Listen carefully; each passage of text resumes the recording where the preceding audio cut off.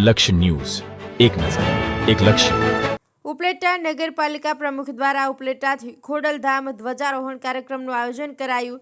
રાજકોટ જિલ્લાના ઉપલેટા નગરપાલિકા પ્રમુખ તેમજ સરદાર પટેલ પરિવાર દ્વારા નગરપાલિકાની ચૂંટણી પહેલા સહ પરિવાર દ્વારા નક્કી કરવામાં આવ્યું હતું કે પાલિકા પ્રમુખમાં જેમની નિમણૂક કરવામાં આવે તે સમગ્ર સમાજ અને પરિવાર સાથે ખોડલધામ મુકામે ખોડિયાર માતાજીની ધ્વજારોહણ કાર્યક્રમ રાખી ધ્વજા ચઢાવીને ટેક પૂરી કરશે. જેને લઈને આજરોજ નગરપાલિકા પ્રમુખ વર્ષાબેન ગજેરા દ્વારા આ કાર્યક્રમને પૂર્ણ કરવા શહેરના અનેક લોકો, ભાઈઓ, બહેનો, આગેવાનો અને પત્રકારો તેમજ વિવિધ સમાજના આગેવાનો, કાર્યકરો આમંત્રણ આપી અંદાજે 1600થી વધારે લોકો સાથે ઉપલેટાથી ખોડલધામ માતાજીની ધજા ચઢાવવાનો કાર્યક્રમ પૂર્ણ કરીને બપોરનું ભોજન પણ સાથે લેવામાં આવ્યું હતું અને અંદાજે 30 ફોરવ્હીલ અને 5 બસની વ્યવસ્થા કરવામાં આવી હતી.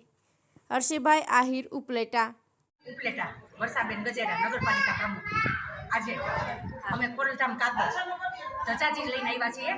અમારું બહુ જ સફળતા ધજાજીમાં થઈ છે. આજે મેં આમંત્રણ 1600 માણસને આપ્યું હતું.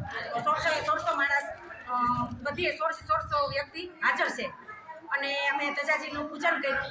મા ખોડિયારના ચરણોમાં પ્રાર્થના કરી અને મારી ચૂંટણી નગરપાલિકાની ચૂંટણી હતી ત્યારે અમે પાટીદાર લોકોએ જે માનતા કરેલી હતી કે જે પ્રમુખ થાય એને આપણે ખોડિયારમાંની ધજાજી રાખવાની. તો આજે મારો એક સફળ થયું છે કામ.